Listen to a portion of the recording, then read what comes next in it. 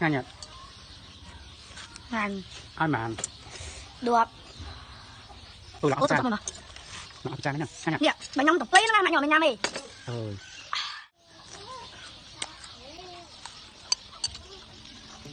Hello សួស្តីអ្នកនរគ្នាបានឃើញនៅក្បាលវីដេអូចឹងថាល្ងាចនេះខ្ញុំមកធ្វើមីកូកញ៉ាំបន្តិចប៉ុន្តែមុននឹងឈានចូលដល់ការធ្វើមីរបស់យើងខ្ញុំសូមណែនាំជាមួយផលិតផលមួយដែលជាផលិតផលកូនពៅនៅក្នុងសាប៊ូស្ពៃគឺជា foam លាងមុខអ្នកនរគ្នា foam លាងមុខនេះគឺជាកូនពៅនៅក្នុងសាប៊ូស្ពៃនឹងឯងខ្ញុំសូមមកនិយាយពីអត្ថប្រយោជន៍វាបន្តិច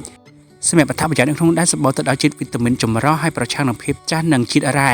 ហើយវាជួយទៅពន្យាភាពចាស់ហើយលាងសម្អាតជាតិពុលផ្ដល់សំណើមនៅលើស្បែកបានល្អទៀតផងអ្វីដែលជាពិសេសនោះនឹងធ្វើឲ្យស្បែកយើងភ្លឺថ្លាហើយជួយកាត់បន្ថយការរលាកនិងជាតិខ្លាញ់ទៀតផងហើយជាពិសេសចូលទៅបំពន់ស្បែកមុខយ៉ាងតែម្ដងគឺសាច់ foam គឺពណ៌បៃតងបែបនេះអ្នកនរគ្នាគឺមានក្លិនក្អូបស្រាលខ្លាំងមែនតែនពេលដែលបានដល់លើមុខវារហមុខយើងឡើងទន់មកអ្នកនរគ្នាចូលមកដល់ការធ្វើមីយើងបន្តទៀតឥឡូវខ្ញុំមកសោះមីស្រអីហើយចាប់ផ្ដើម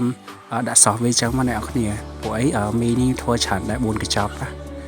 ឃើញដល់កន្លះឆ្នាំងអ្នកនរគ្នាបន្ទាប់ពីការសោះមីសោះអីហើយយើងក៏មកដាក់គ្រឿងដែរធម្មតាចឹងទៅព្រោះអីមីកូគាត់មានអីច្រើនទេអ្នកនរគ្នាប៉ុន្តែអ្នកខ្លះគាត់ធ្វើមីកូគាត់ដាក់ស្ករដាក់អីចឹងណាតែសម្រាប់ខ្ញុំវិញអត់ទេខ្ញុំគ្រឿងគេប៉ុណ្ណាខ្ញុំដាក់ប៉ុណ្ណឹងខ្ញុំអត់មានដាក់ស្ករដាក់អីទេព្រោះខ្ញុំមិនខ្ញុំអត់ចូលចិត្តផ្អែមល្ហែមស្អីទេបែបរសជាតិដិតធម្មតាឲ្យត្រូវប្រៃអីចឹងទៅអត់ចូលចិត្តផ្អែមទេខ្ញុំមកតាំងដើមហើយបន្តក្រោយមកគ្រឿងទាំងប្រមាណហ្នឹងយកមកលាយឲ្យអស់មកអ្នកគ្នា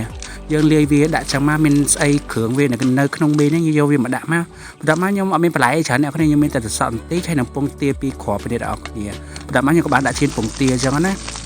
ដើម្បីទុកកាត់វាដាក់លើមីហ្នឹងបន្ទាប់ក្រោយមកពងទាយើងក៏បានឆ្អិនហើយស្រែកយើងកាត់វាអញ្ចឹងមកដើម្បីដាក់ជាមួយមីយើងបង្កើនរសជាតិកាន់តែឆ្ងាញ់អញ្ចឹងណាអ្នកគ្នាហើយនៅក្នុងវីដេអូនេះខ្ញុំសូមនិយាយបន្តិចខ្ញុំសង្កេតឃើញច្រើនខ្លាំងមែនតើមនុស្សនៅក្នុងសង្គមឥឡូវដូចអត់មានបើកចិត្តឲ្យទលំទលាយអីទេខ្ញុំនិយាយមែននៅតែចិត្តចៀតនៅតែរហអាងអីចឹងខ្ញុំនិយាយមែនមកផ្អាប់ផ្អោនក្មួយខ្ញុំសិតក្មួយខ្ញុំចរិតស្រីចរិតអីខ្ទើអញ្ចឹងហើយនៅក្នុងវីដេអូនេះខ្ញុំសូមផ្ដាំទៅមនុស្សអត់ខួរចឹងហ្មងដោយសារតែពេលខ្លះខ្ញុំនិយាយអញ្ចឹងវាជ្រុលហើយប៉ុន្តែពេលខ្លះអត់ខួរទេនិយាយចេញឡើងអត់មានចេះក្រែងចិត្តគេសិទ្ធិគេនឹងច្រងចេះច្រងចោះឲ្យមកបែបជាគេយកគេធ្វើជាប្រធានបទលេងសើចនិយាយចេញមកអត់ខួរទេណាបានហ៊ានសោតអត់ទេហើយបានមកមើងងាយគេយកគេធ្វើជាប្រធានបទលេងសើចនឹងគេច្រឹកអីក៏ដោយគេអត់មានបានទៅធ្វើអីប៉ះពាល់សង្គមទេហើយគាត់ធ្វើឲ្យក្រុមគ្រួសារអ្នកឯងក្តៅក្រហាយទេយកគេធ្វើប្រធានបទលេងសើចនេះសុបាយចិត្តខ្លាំងមែន